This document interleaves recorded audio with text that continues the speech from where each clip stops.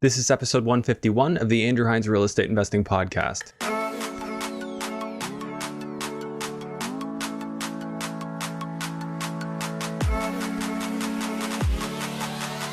Welcome to episode 151 of the Andrew Hines Real Estate Investing Podcast. Today I have Shane Melanson on the show, and shout out to Erwin Zito for connecting the two of us because Shane absolutely crushed it on this episode. It was a lot of fun interviewing him.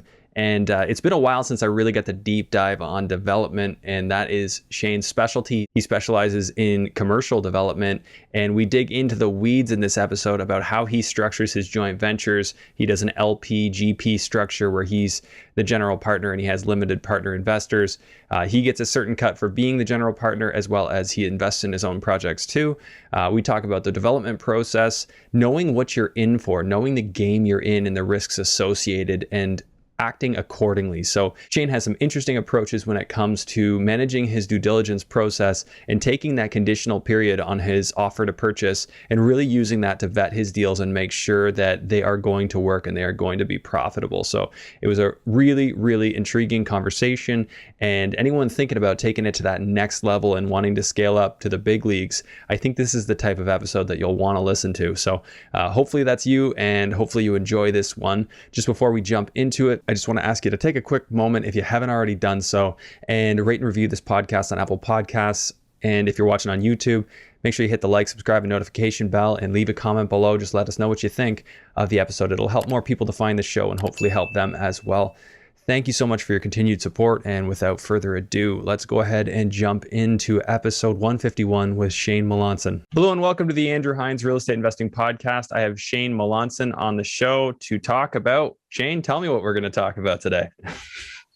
Well, I focus primarily on commercial real estate and new developments. So if you think your audience would be interested in that, we can talk about those two topics.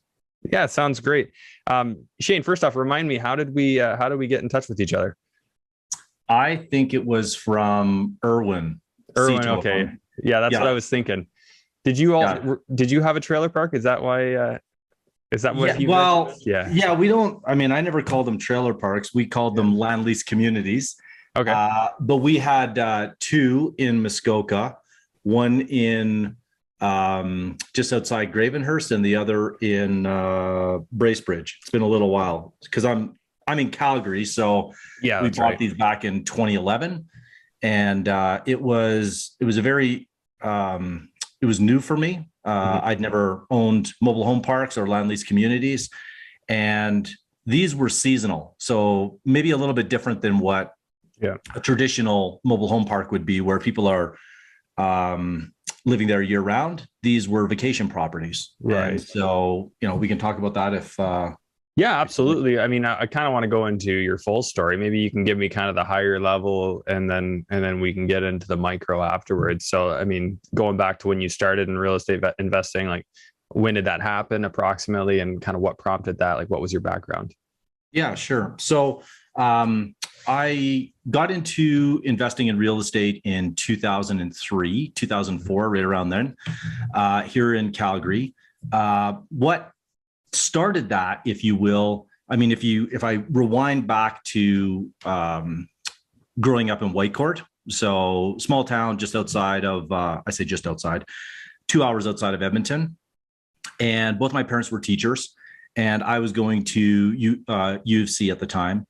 And I was back one summer, and we were approached by kind of a local investor, successful businessman, and he asked us to invest in an opportunity that he had. And it looked very attractive. Neither my parents nor I really knew how to evaluate that deal. Mm-hmm. And so my parents, my dad specifically, refinanced his house. They just paid it off to invest in this opportunity, and he lost it all. And so that essentially kind of jaded me in terms of trusting people, investing. And I didn't, at that point, I decided I wasn't going to necessarily just rely on someone else to invest my money, or my parents' money for that matter. Right. Yeah. So I kind of went on a bit of a journey. Obviously read the books, the Rich Dad, Poor Dads, went to a lot of conferences, and was really just I wanted to understand, like, like how people actually did it, right? And so Rain was probably one of the first, back when Don Campbell was mainly running it, and he was the first person that kind of explained real estate investing that I understood. So I got into fixing and flipping, long-term rentals. I did some spec homes. At the time, I was also I kind of worked my way through various real estate related jobs. I was at urban planning at the city of Calgary. I was in the appraisal division. Then I went to Sun Life and I did commercial lending. And at that time, I started to understand commercial real estate. And then probably 3 years in, I met my now wife, and her dad is a very successful real estate developer. They have a publicly traded company, a REIT, and he kind of brought me under his wing and show me commercial brokerage as well as syndications, raising money from a group of people to buy bigger deals. And so that's kind of a very short-winded way of explaining how I got to where I'm at. Awesome. So you said you were doing the Don Campbell thing. And what year would that have been approximately where you were buying in? 04. 04. So that all happened right around the same time. So yeah, you kind of got in. Your dad lost some money, and then you got in shortly thereafter. Well, that was my parents lost money in 97, I think it was. 97, and I had also invested. Yeah. So I went to university and I didn't invest. I literally, I worked about 3 or 4 jobs because everything that I'd saved to go to U of C that year was gone, right? No more vehicle, like it was. And so I saved a lot of money, didn't even trust the banks, had a safety deposit box, and really just hoarded, right? But at a certain point, you realize even working 3 jobs, you're only going to make so much money. And so it wasn't until I saw my buddy, who I was actually renting his basement suite from, and he was working 3 days a week, owned 4 properties, and I'm thinking like he's leveraging and getting ahead by doing much less than what I am doing. So yeah, I love those moments where you just take a step back and you kind of break it down on paper. Like, hey, very simply, what I'm doing, will that get me where I want to go? That's right. And so many people don't do that. They just keep doing what they're doing. Oh, I don't have time to think about that. I hear that one a fair bit from people who kind of aren't in this space. Yeah. But that's an interesting story. It's interesting that you had that I don't trust people kind of moment, because I had the same thing happen to me. I came into this whole side of things way too trusting, and then went totally the other side after getting burned. But what a valuable lesson, because then it sets you up for a life of success. If you could do that young and get those notions of misplaced trust out of your head, and then you can actually start the real business. Yeah. And I'll, I mean, looking back, it was laziness, right? We didn't even take the time. It was a lot of it based on emotion and FOMO and greed, and thinking that this was going to be the path to quote unquote, like, easy riches. And I mean, it was just, it was kind of ridiculous as I kind of reflect back on it. But when you see a lot of smart and successful people doing it, it's easy to get lured in, right? And knowing what I know now, and my father-in-law being a mentor of mine, like he questions everything, right? Just because someone says it doesn't mean that it's a fact. Oh, and so we are constantly, that was one of the biggest things that I learned going from residential to commercial, was just the amount of due diligence and time that went into a deal, right? It was a tremendous amount of effort, I guess, if you will. Yeah, absolutely. Like especially if you're following the standard process with commercial financing, it is a huge process of due diligence and getting them everything they want. It definitely gives you a different perspective on how some people make a decision, and what the diligent way of making that decision would be. What did you study in school? So at school, I got an econ degree with a minor in management, and it was a concentration in applied energy. So essentially I wanted to get into oil and gas, right? I mean, I grew up in a fairly oil and gas centric town. And a lot of the people that I knew that were making good money were in that industry. When I got out in 03, I think oil was, it was even less than $20 a barrel. Like it was a very a slow time here to try to get a job. And after about a year of kind of networking, that's where I ended up finally getting a job at the city of Calgary. And if I recall, I was like the only person that didn't have a relative that was working at the city, because it was a very junior level position. But I was in the appraisal division, and my job was essentially evaluate or look at transactions of houses in the same year. And what I started to notice is the city wanted to know, are these fraudulent, right? But really what it was investors that were flipping. And I would see people making 100, 150, 200 grand. And when I went and talked to one of the more senior assessors, that he explained it to me. So I then went out, got my real estate license, got my mortgage license, because, I knew what I was making at the city. I thought if I could do one of these deals a year, I could potentially replace it. And so that's kind of what led me down that path. I love that. Yeah, actually, when I was younger, I used to work as a dishwasher at a restaurant, and I saw all these servers that worked like half as hard as I did, and they were making like tips, and they got gratuity in their paycheck, and they're kind of standing around talking all the time. I'm like, man, that seems way better. And I couldn't understand why everyone didn't just run and do that. So I just switched jobs and did the other job and made more money. Yeah, it's funny. Yeah, once you see it, you got to act. Oh yes, what I was gonna say before is my favorite Mark Twain quote is, "Whenever you find yourself on the side of the majority, it's time to pause and reflect." Yeah. And I think for real estate investors, that's just so true, right? Like we see everybody run for one type of deal or do all this, and not to say you can't make a lot of money in that, but you do really need to question, is this what I should be doing? Or are a lot of people setting themselves up for something here?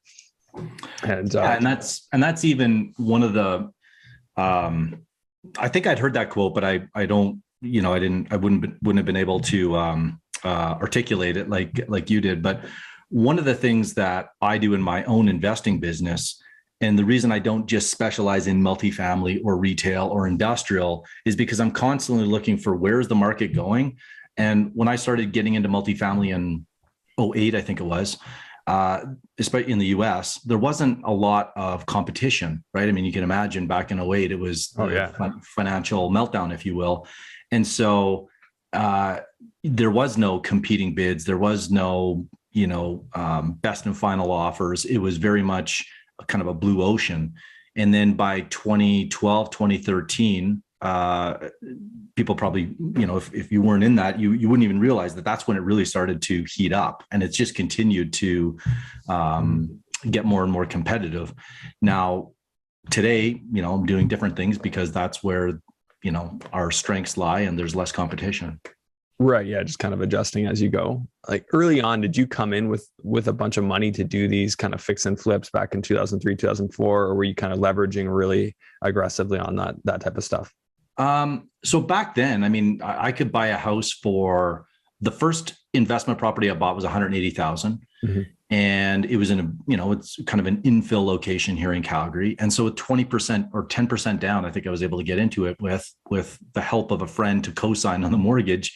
20 or 30 grand was all I really needed, plus my working capital. So I'd been pretty diligent, but no, I was never given any money. I wasn't, I didn't have even 100 grand. I probably started with 40,000, I think was my seed capital, if you will. Nice. So you just took that money and then did like a flip or a fix up and refinance and reuse that money? Was it a combo of those things? Mainly flips at the beginning. Okay. Yeah. It's a good way to build up your basic capital. Although it's getting harder these days, right? Like, do you see an opportunity still today to do that same strategy in Calgary? Yeah, I think so. There's always opportunities. I mean, I see them every so often come across my desk. It's just a question as to how much time do you want to put into it, right? Like a flip, I know is going to still take, X amount of energy and time and bandwidth. So for me, I'd rather do a ground up build. Yeah. And I know that I might only do 2 or 3 of those in a year, but it would be the equivalent of doing 30 or 40 flips. And I don't have to deal with the headache of, flipping was fine, if you will, to just get a foundational understanding of the market, and to your point, building up kind of some seed capital, if you will. But if you're a professional and you're earning mid 6 figures, you're probably going to look at that strategy and it's not the right approach for you, right? Because it's a very active. It's too hands-on. It's you're trading time for money for sure. Mm-hmm. Unless you can delegate enough of it, but I mean, obviously, everyone has a different comfort level with that too. So, what kind of builds are you doing now? Like ground up builds? So we have a townhouse development that we just broke ground on. We have several retail developments at various stages. And we have another 2 projects under contract at various, levels that, they would be larger developments, townhouses, and another retail. Okay. And are these all through like your own company, or is this in a syndicate that you're raising funds for? Like how's that structured? Yeah, they're generally syndicated deals, and I have different partners depending on the skill sets that are required. Usually on the retail and commercial, I partner with one individual, and then on the residential, I have another partner that I work with. And the deals are syndicated in the sense that we'll go out to investors. As equity or as debt? What type of syndication? No, it's all equity. I don't even know if you could do a syndicated debt without being an exempt market dealer, because now you're dealing with, I could be wrong, but you used to be able to do it. It used to be allowed under, like in Ontario, under FSRA or FSCO before that. You could syndicate debt? Yeah. So my mother-in-law's got a mortgage brokerage, so I know they used to be able to do that all day long and raise tens of millions of dollars so quickly. And yeah, that all got regulated into the ground, of course. Right. Now it's equities, the more common, exempt market product type of thing. So yeah, they're definitely speaking similar language here. So syndicating everything as equity. Give me an idea, like what type of, can we run through like kind of back of the envelope numbers on one of these deals and what it would look like? Yeah, so I just had my securities lawyer on my coaching program, and so I want to be mindful of what I can and can't say on podcasts. But I'll tell you about a deal that I have done in the past, because that would be I don't think that crosses any lines. So we went out and bought 3 acres of industrial land near the airport here in Calgary. Okay. And I'll just give you high level numbers because I want to be somewhat respectful of my investors as well. But let's say that land was $3 million. Yeah. We built about just under 36,000 square feet. And we sold them off as industrial condos. Okay. So just like you would sell an apartment building or, you'd strata title it. So we sold off the industrial condo bays. Yeah. And I want to say that it was, call it $11.5 million on the sale price. Our total cost was around 9.5. And so, at the end of the day, our investors and me as a general partner and my business partner did well. Yeah.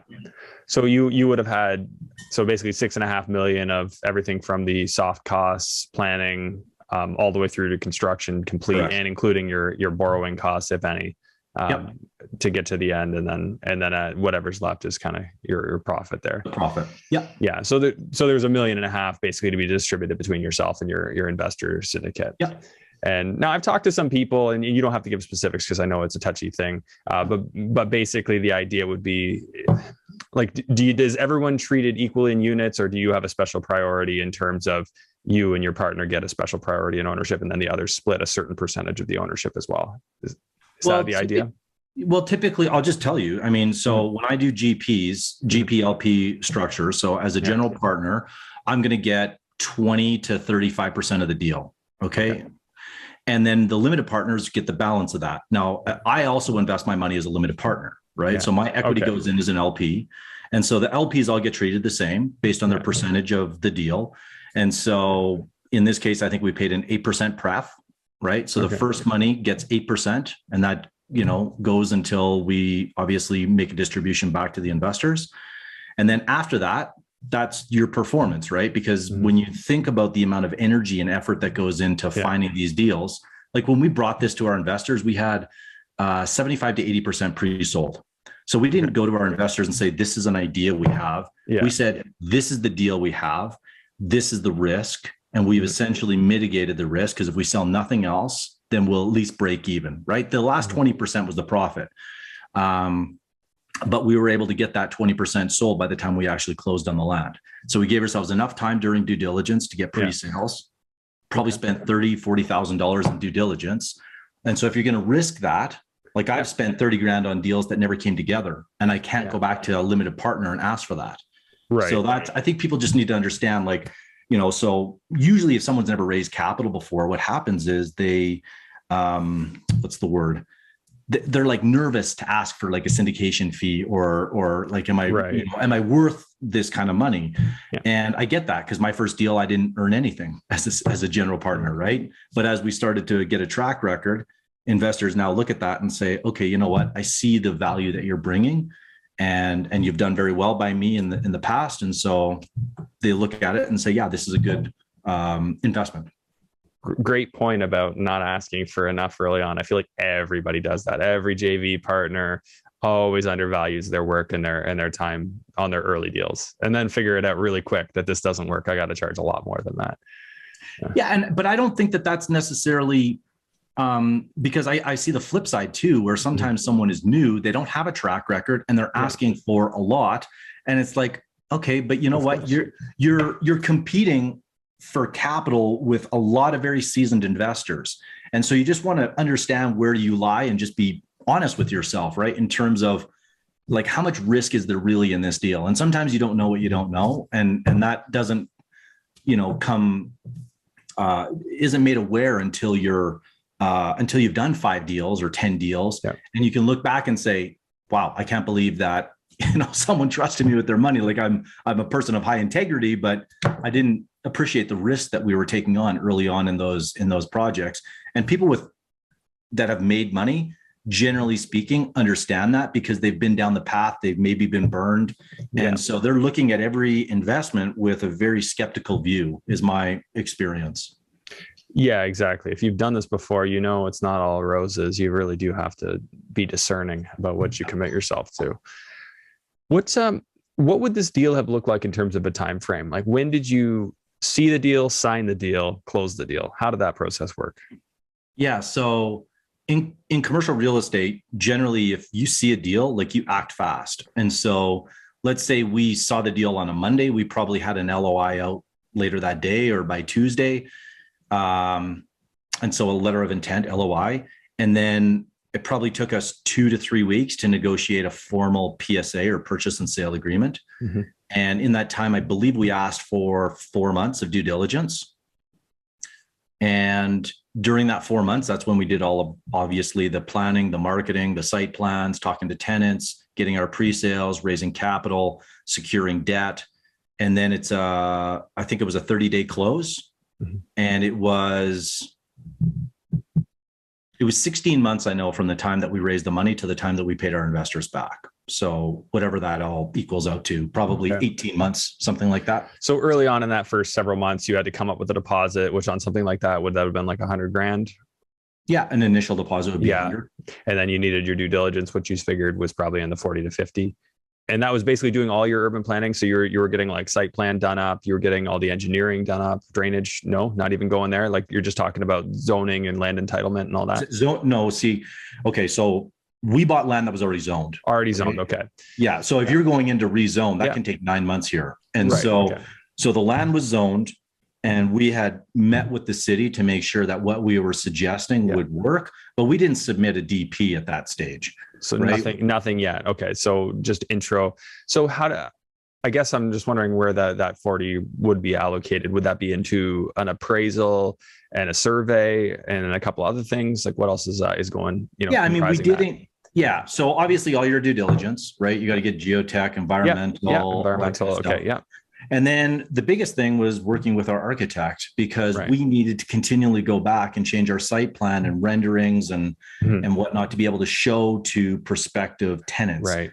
Because I was fixated, and this goes back to Muskoka, because we were sold like, buy it and you'll have a lineup of buyers. Mm-hmm. And that was not the case. Like, when we had Muskoka, those 2 projects, we were spending about $250,000 a year in marketing and sales. Or sorry, just in marketing, just to be able to get people to the resort, to be able to sell them cottages, mobile homes. Okay. And so I took that lesson and I said, I understand, right? The brokers that brought us the deal said there's pent up demand for people to buy small bay condos up here. That was the thesis. I said, okay, well, you've got now 4 months to demonstrate that to us.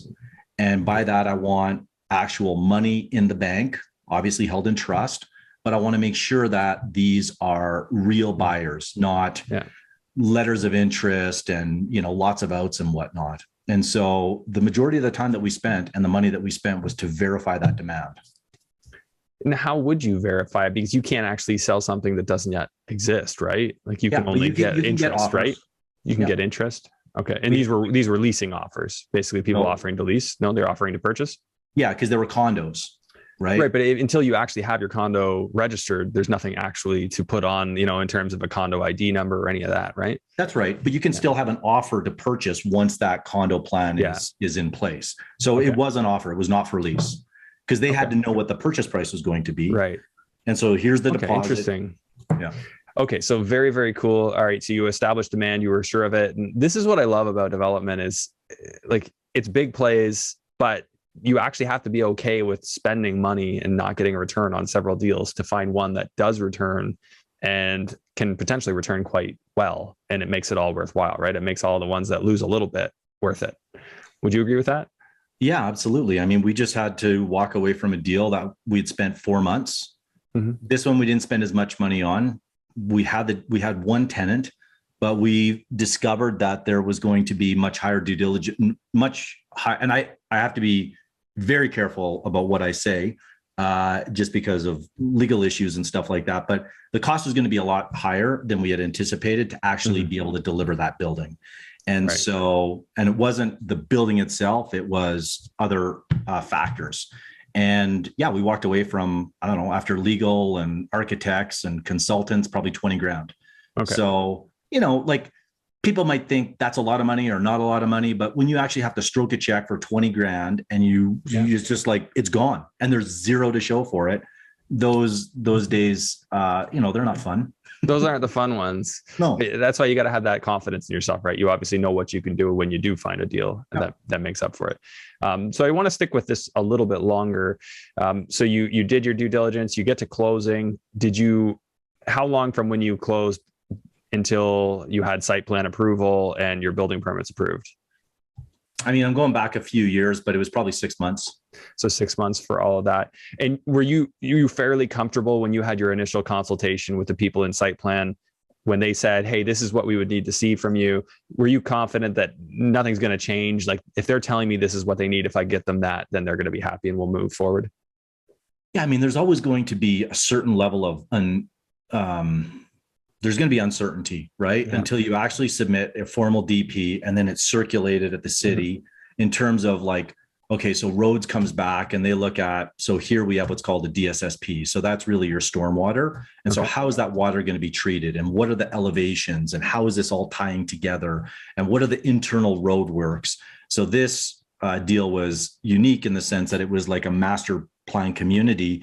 And there was a bunch of shared roadways. Mm-hmm. And so it was also, I don't know why, but when we registered the condo plan, we actually had to get agreement from all of our neighbors. And if you ask me why, I can't tell you why, because I don't remember all the specifics, but I just know that we had to go to about 30 different neighbors. And the reason for that is because some of the other people had sold off as condos. Okay. And so it was, how long did it take us? Probably 6 weeks of going to meeting with people. They all had to be notarized, which means that just because they wanted to sign it, they had to go and meet with a lawyer. And it was, so we had to put a lot of effort into getting our condo plan finally registered, if you will. And so there was a lot of, every deal you learn things, and then it just becomes like, you just kind of expand your knowledge base. And then what you can handle in terms of stress and struggle.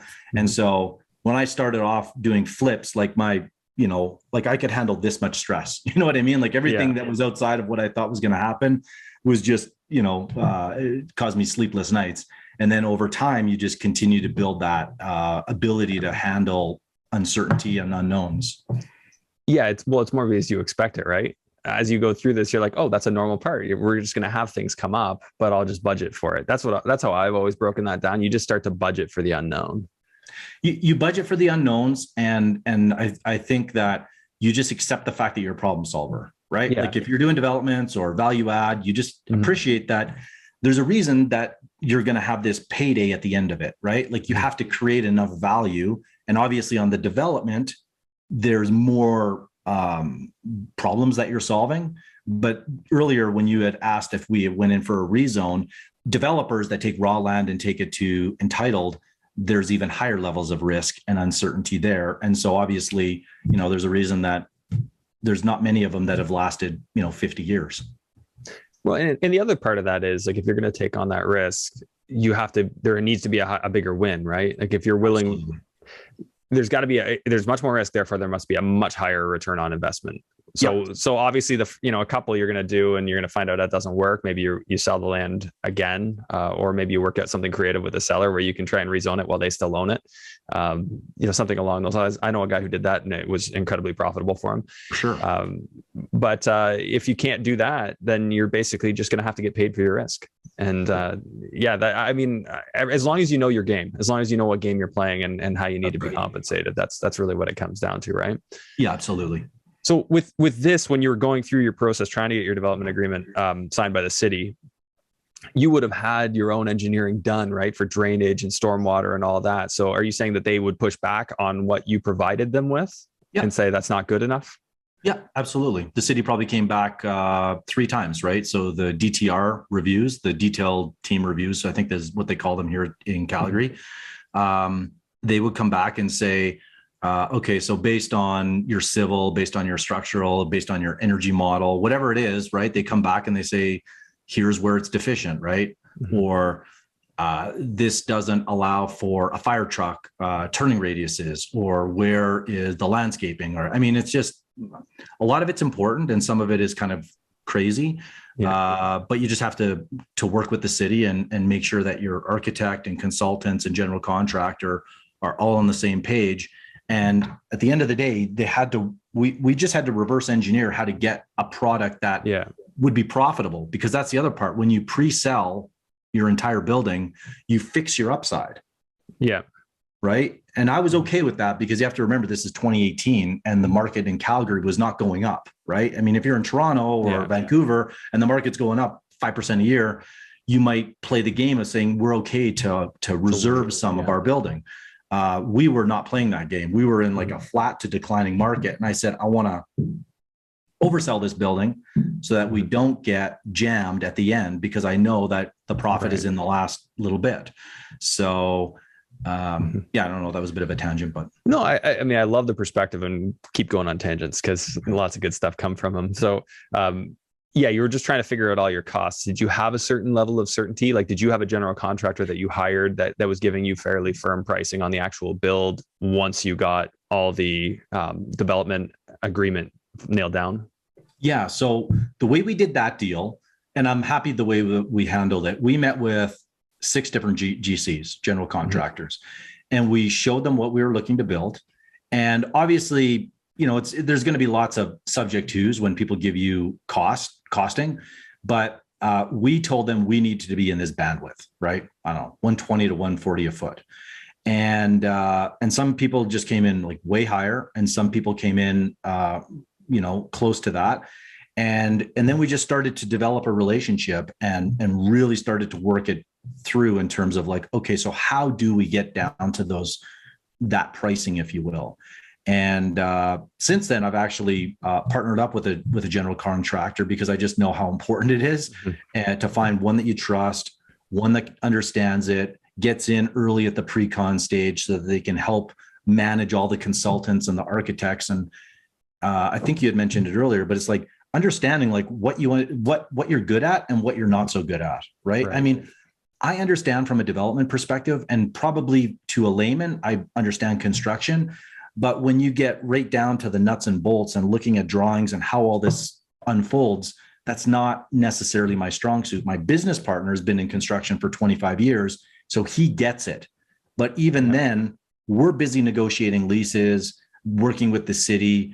And so for us to spend 100 hours going through drawings is probably not the best use of our time, right? No. And so we will bring someone in early.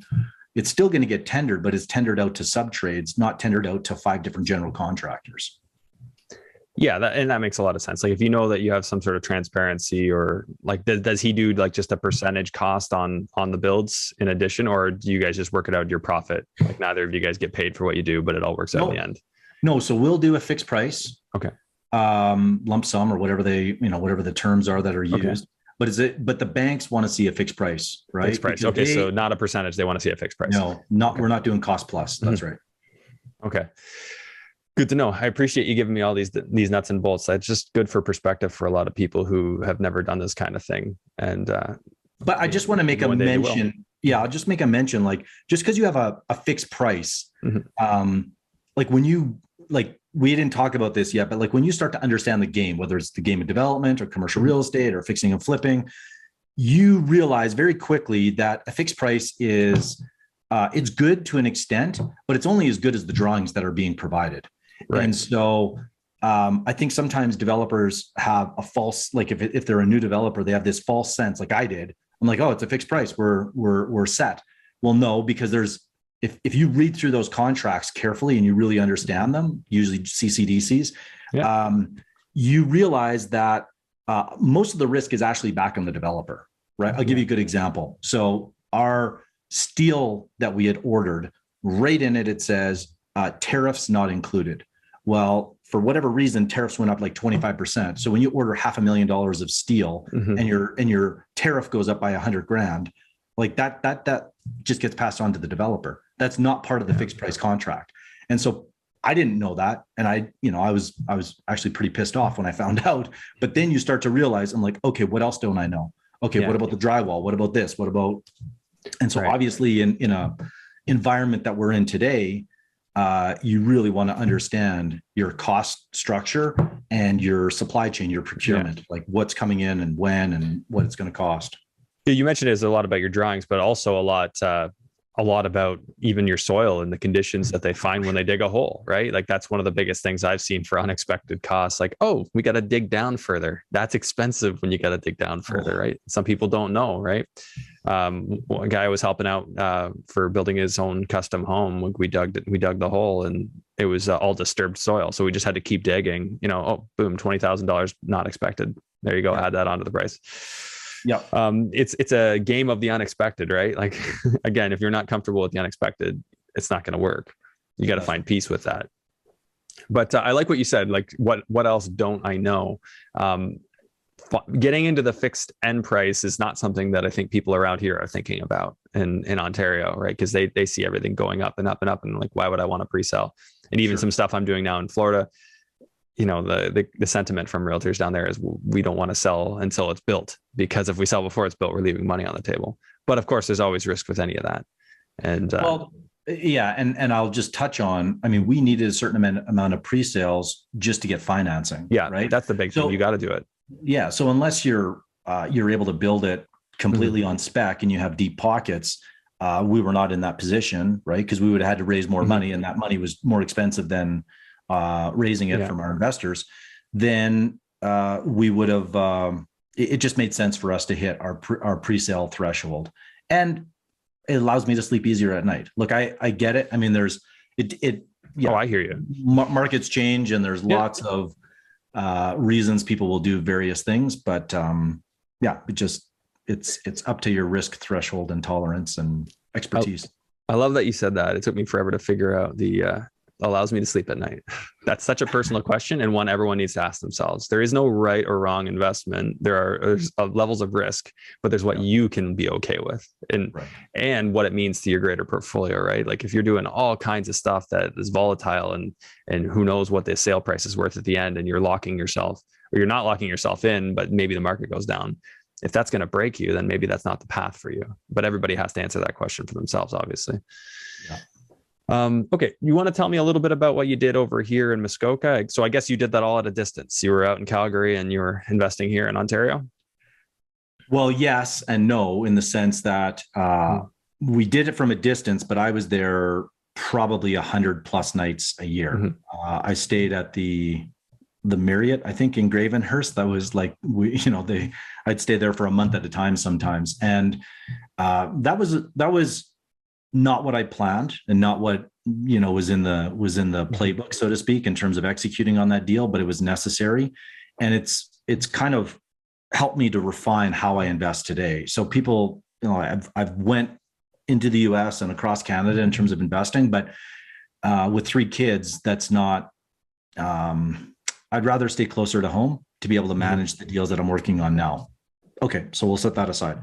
So is there any so we bought the properties, and a few things that we really needed to do. One, we had excess land on both of them. One was 1,100 acres, one was 53 acres, and we knew that we could expand, but we needed to get site plan approval.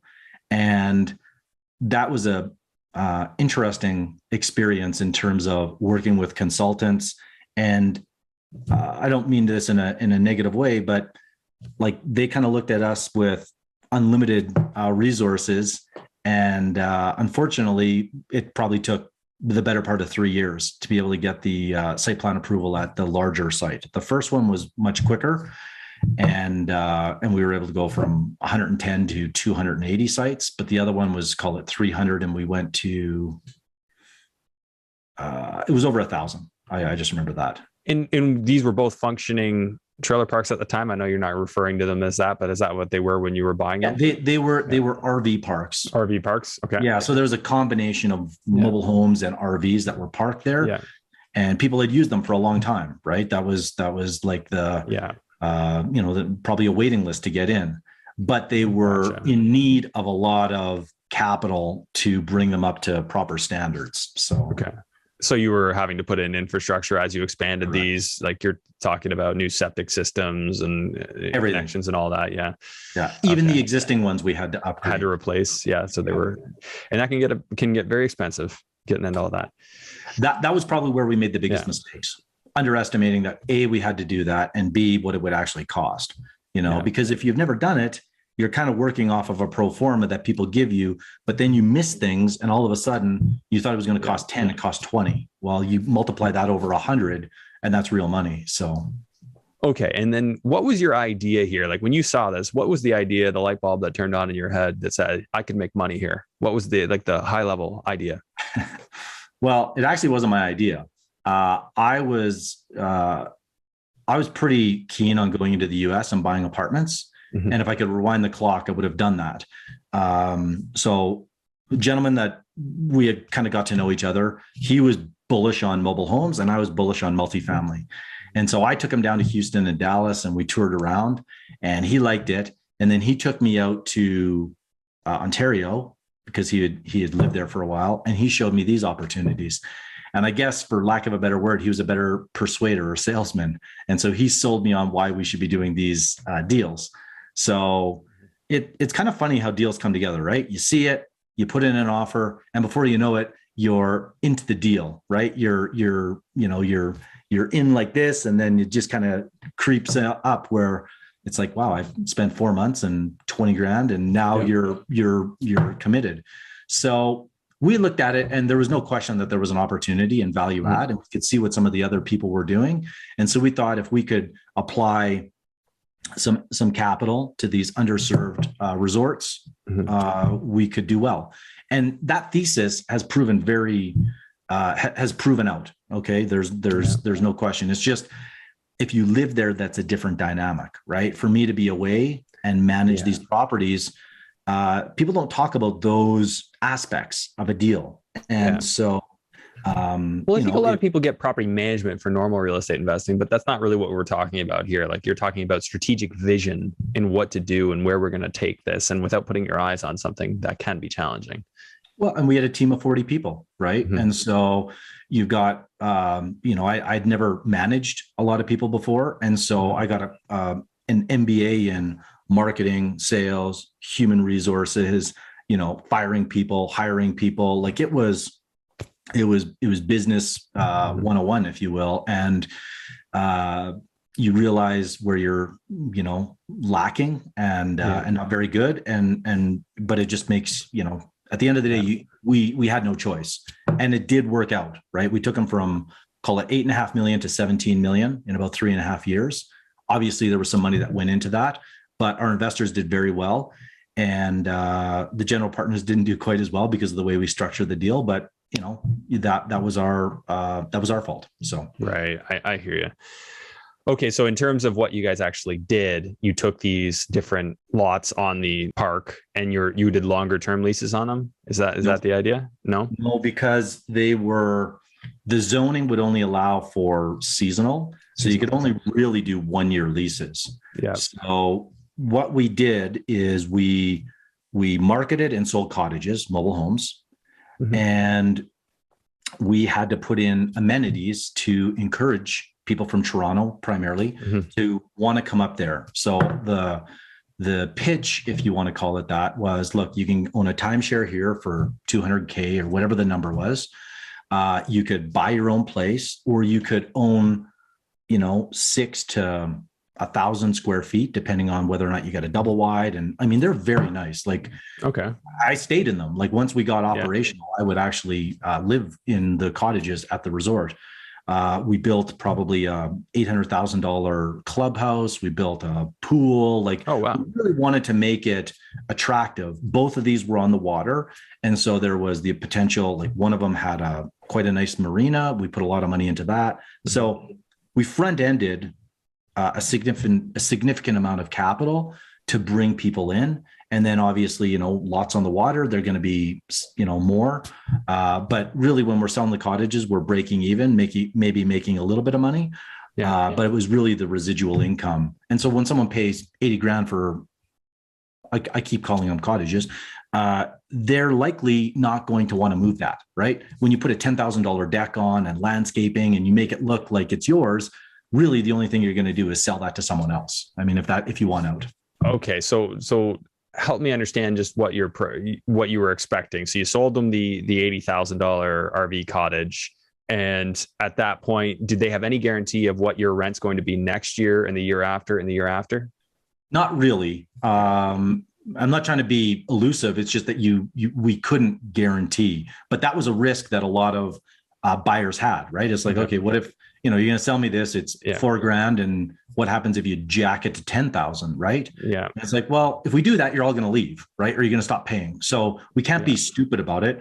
And we tried to give people as much certainty as we could by, with staying within the laws, right? Because they are, I can't remember the term that's used in Ontario, but when it's seasonal, it's like you can only sign up to a 1-year agreement. Right. Well, and every municipality is different, right? Like just what they specify in the zoning that you can or can't do. I just picked one up. We haven't closed yet, but it says max. I think you're allowed to operate 7 out of 10 months, not 7 out of 12, 7 out of 10 months for whatever reason. I don't get it, but can I gross that up to a 12-month number? Yeah, no kidding. But, just kind of interesting little distinctions, but it's every municipality. It's not just one city or one province. Like they all like kind of write things a little bit differently. So you got to be watching out for it for sure. Shane, this is like so much interesting information. I haven't got the deep dive on development like this with somebody for a long time. Is there anything you would have wanted to share that we didn't get to that maybe you want to cover? I mean, I think we talked about it enough, but all in roundabout ways. But what I would say is, if I could leave, your listeners with like just understanding the game that they're playing, I think is so important. And a metaphor that I've just started to use because I've just started playing chess with my daughter is, once you understand the rules of the game, then you understand why people do what they do, right? Because if you, like, when I first started playing chess, first, it was one thing to play with your daughter and then my father-in-law and people that had a little more experience. And then you go online and you play these like really rapid games, they call them. And you realize that it takes me anyways, a long time to process all the different players on the board and how people are coming at me, if you will. And so the longer and once you have that foundation, then you can start to build on that. And if you're going to get into development or commercial real estate, like, getting a firm understanding of the rules and why people do what they do, I think is key. And I don't think you ever stop learning, right? Like, it's like a grandmaster is still learning and refining their skills, but they are refining nuances. Whereas if you're a beginner, then, every new thing that you learn is going to give you kind of exponential growth, if you will.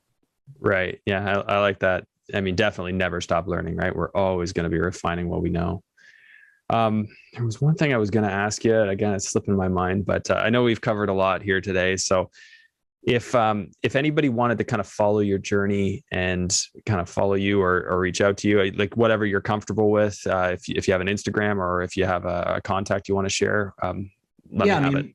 My website's the best place because then they can go to YouTube and Instagram and my podcast. So it's just my name, Shane Melanson. Okay.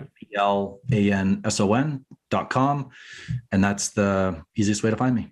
Okay, I will share that in the show notes so that people can find you there. Shane, thanks so much for doing this. It was great meeting you and talking to you, and I'm looking forward to staying in touch. Yeah, absolutely. Thanks, Andrew. Thanks for tuning in to today's episode. Please make sure to share this episode far and wide. Help it help more people. I really appreciate you tuning in. I'll see you on the next one.